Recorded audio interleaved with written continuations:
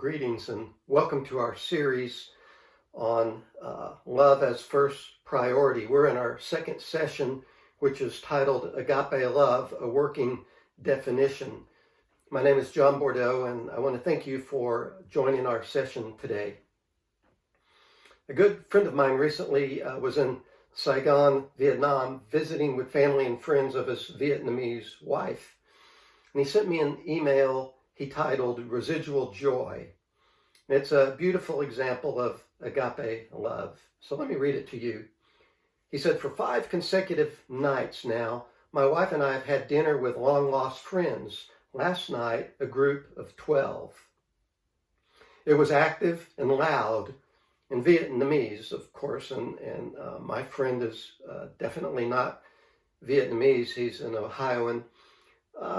He said he described himself as the language-challenged staff photographer because he doesn't speak much Vietnamese, but he loves his camera gear. He said, as the language-challenged staff photographer, I kept busy with my camera until eventually I became tired from party and language fatigue. Caught myself checking my watch and speculating on when it might be over. Then I realized my wife was having the time of her life. I paused and prayed to tap into her joy and share it with her, made a point to participate more actively. Soon, both I and the party shifted into overdrive until we closed the place down at 11 p.m. And he describes it like this. He said it was a rewarding, non-linear, beyond self-experience. A rewarding, non-linear, beyond self-experience. I fed off her joy until it was part mine. Everyone had a great time. Looks like some of them may visit us in the U.S. in the near future. So I appreciate his profound description. He describes it as a beyond self-interest experience. And recognize that it was not intuitive, right? It was kind of counterintuitive. He had to check his natural tendencies, stop and pray, and make an intentional decision to pour life into those around him and to participate in the life of those around him. This is the shape and form of agape. So we concluded our last session with the premise that a full and joyful life is one that has agape as our North Star, the primary light by which we navigate our life. It's to be that fixed point in the universe toward which we plot and direct our course. So this extended series is going to help us recalibrate the priority of agape love in our thinking and our practice. Specifically, how to love God fully, completely, incandescently, and then to bestow loving kindness on our fellow man. Our objective in this series is to try to develop a working definition of agape love. In the last session, we looked at several passages in the Old and New Testament that challenged us to make agape love our first priority. But even beyond the scriptures, right? Love often has this singular focus. Martin Luther King preached that darkness cannot drive out darkness. Only light can do that. And hate cannot drive out hate. Only love can do that. So love, we see, unlocks the magic of the universe, the mystery of the universe. It's singular of all the myriad philosophical options. Or examine poetry through the centuries. Singer-songwriter poets of our current day, of our present day, and we conclude that love somehow holds this key to life. John and Paul, the apostles of modern music, composed the lyric, "All you need is love." John Mayer sings, "Love is a verb." Elvis, "What is this crazy little thing called love?" Singer-songwriter Sting paints a less favorable view of love in his song titled "Inside" from his album Sacred Love. And the lyric goes like this. He says, love is a violent star, a tide of destruction, an angry scar, a violation, mutilation, capitulation. Love is annihilation. Annihilation. So clearly, we need more light to burn away the fog. To break the code on life, I think we have to break the code on love. So what is it? What is this thing? I would suggest that thick fog surrounds our understanding of love. Common usage breeds confusion. We love candy and dogs, our mother, rock climbing. We make love and we claim love is God with a small g, God with a small g. And of course, the order of that phrase is twisted. But to break the code, we have to know something of the subject matter. To successfully estimate construction materials, we have to know something of architecture. To identify the major features of a mako shark, marine biology. So this excellent book, C.S. Lewis, The Four Loves, the author makes clear that the early Greeks had really more precise language for communicating the nuances of what we often clumsily just call love. Lewis describes four terms from the Greek language. The first is storge, translated into English as affection or empathy. It's similar to a mother's love for her child, storge in the Greek. The second Greek word is philia. This is a love of our friends or brotherly love, where we get the word Philadelphia, city of brotherly love. And in English, we don't really have a specific word for this type of brotherly love, but the Greek does with more precision. The third Greek word is eros, from which we derive our English word erotic or romantic or sexual love.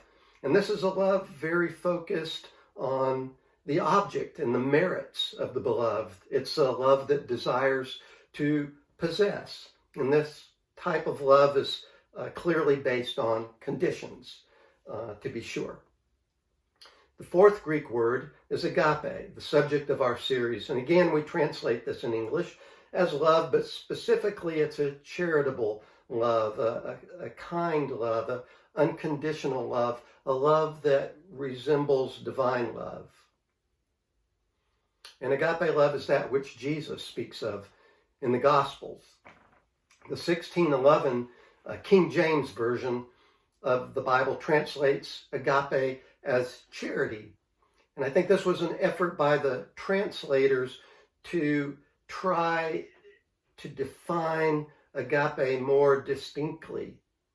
See, the other loves are extensions, right? They're a second or third cousin, and they're subordinate to agape, yet still significant and enhanced when combined with agape love.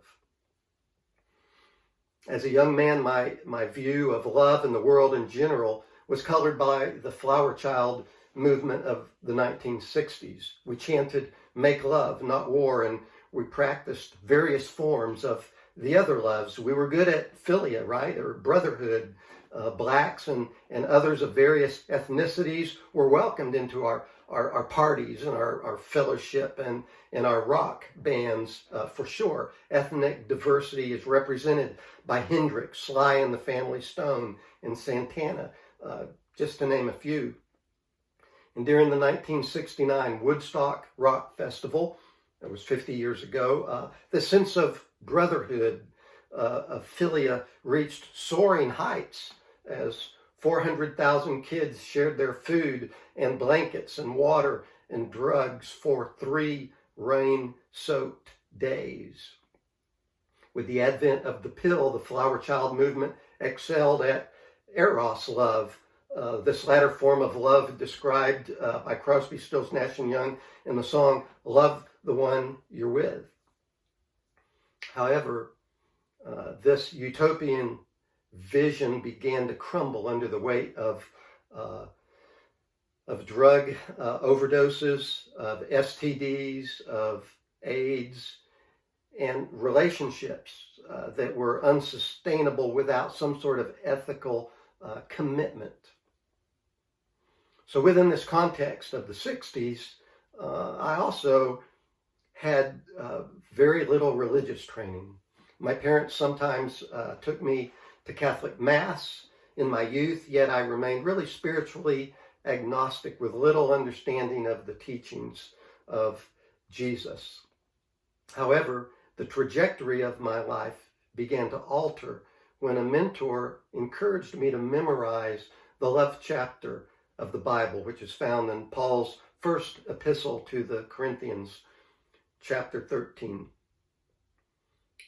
And I took that challenge only to discover that I had entered the Holy of Holies.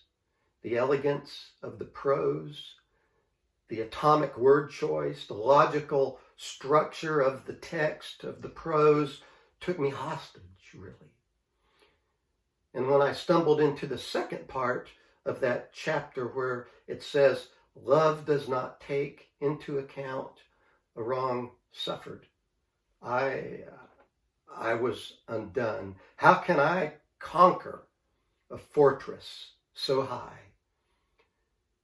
And 40 years later, I'm still a hostage. I cannot escape the power, the majesty of agape love. And so let's work toward that definition. Fortunately, we're given a beautiful descriptive definition of the term in 1 Corinthians 13.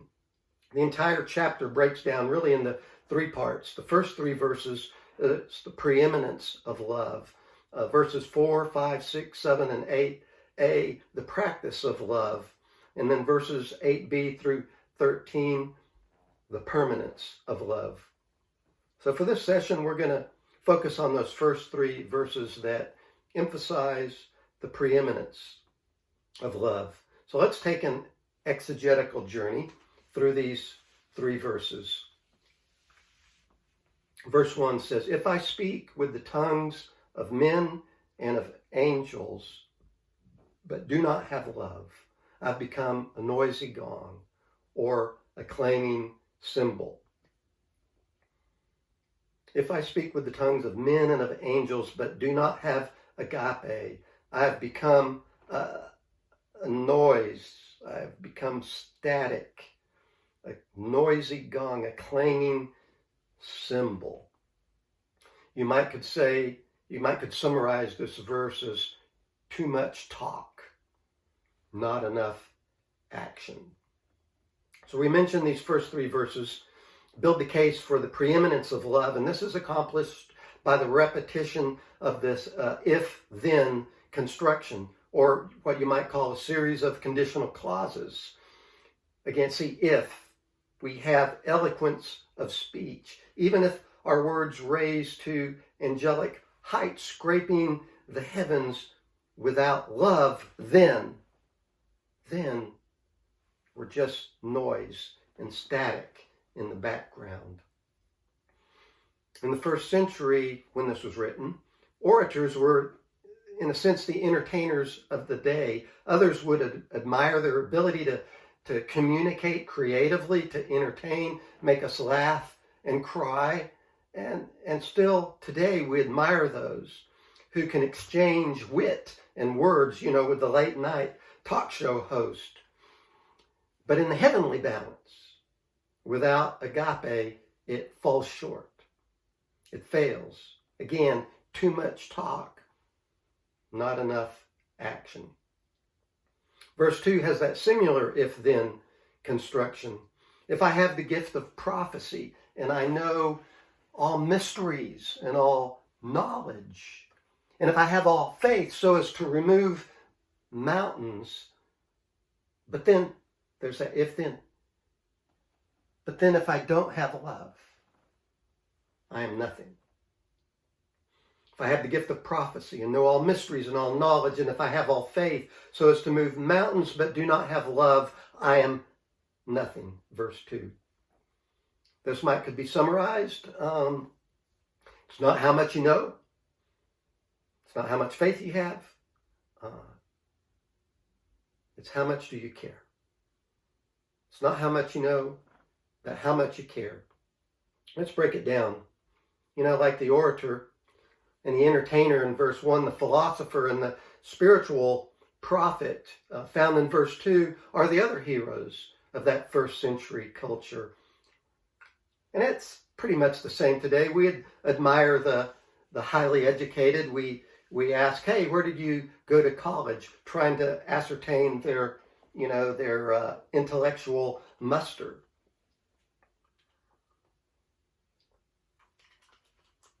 Doctors, lawyers, scientists, theologians, engineers, pastors, we hold in high esteem. But a degree from MIT or the faith of our grandmother matters not so much without love. Actually, the text says matters nothing.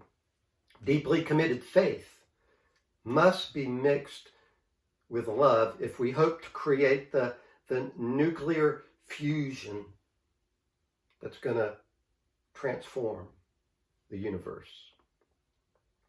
Verse 3 gives us a final example. It says, and if I give all of my possessions to feed the poor, and I surrender my body to be burned, but do not have love, it profits me nothing. If I give all of my possessions to feed the poor, and I surrender my body to be burned, but then if I don't have love, it profits me nothing.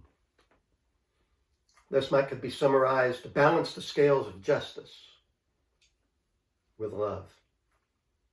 Because in a sense, we're talking about social justice here. And we admire philanthropists like Warren Buffett, Bill and Melinda Gates, Rick and Kay Warren, who give massive resources to help lift struggling societies out of poverty and disease and social injustice. We admire the devotion of Mother Teresa in ministering to the poor in Calcutta. She's proverbial. At a busy intersection in Saigon in 1963, Thich Quang Duc, a Buddhist monk, set himself on fire to protest religious persecution in Vietnam. And others did so to their death. Mahatma Gandhi's hunger strikes in India are historic. Such acts of devotion we venerate, and rightly so. Yet in the final accounting, without love, no profit is realized in that kingdom economy. See, God really only values actions motivated by agape. I mean, sure, we can make a big splash here in this earthly economy, even move the needle a bit towards eliminating poverty and suffering.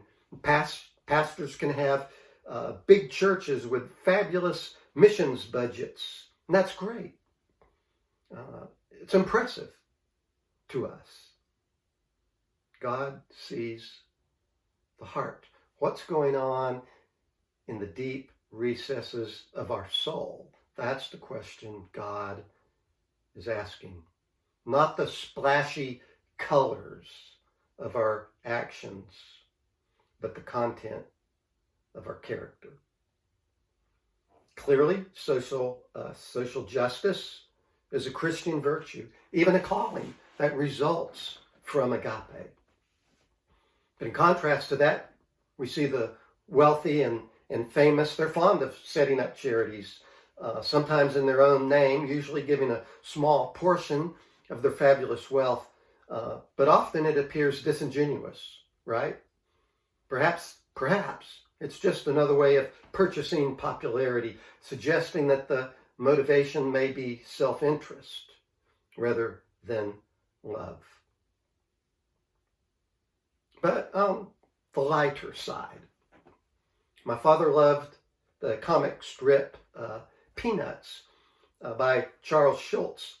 The lead cartoon character, if you're familiar, was Charlie Brown, a struggling guy trying to comprehend the challenges and contradictions of life. At one point, Charlie makes a statement about his view of altruism, and he holds his hands up high, his arms out wide, and he says, "I love the whole world. It's just people I can't stand." My father loved that cartoon, and it's hilarious. But truly, that's the challenge, right? We long to do good and make a significant contribution for mankind, but people get in the way. How do we bridge that gulf? I think Charlie Brown kind of hits the nail on the head. It's hard to love people, especially difficult people. And we can't just drum up those feelings. We need help in the execution of agape love, divine help. As my friend in Vietnam discovered, he had to stop and pray for help, divine help. So we're given a definition. I like that one, a beyond self experience. It's pretty good. A beyond self experience. In the next chapter, we're going to examine this further. So in conclusion, these first three verses of 1 Corinthians 13 essentially challenge our worldview. We see that talent, education, ability, faith, social justice, devotion, that they all remain subordinate to agape. And more than that, they are of not much value without love. Love is preeminent in the kingdom economy. All of our efforts must first be drawn from this deep well of agape love. And then with that water, we may go into the deeper recesses of agape love. With that water, we can pour out an authentic service and ministry of love. So we've seen this priority of love. And the next four verses 4 through 8, the author is going to take us into, again, deeper waters. And the practice of agape love is going to begin to come into focus. Its shape and form will have more focus. So I hope you can join us for our next session 3. Thank you.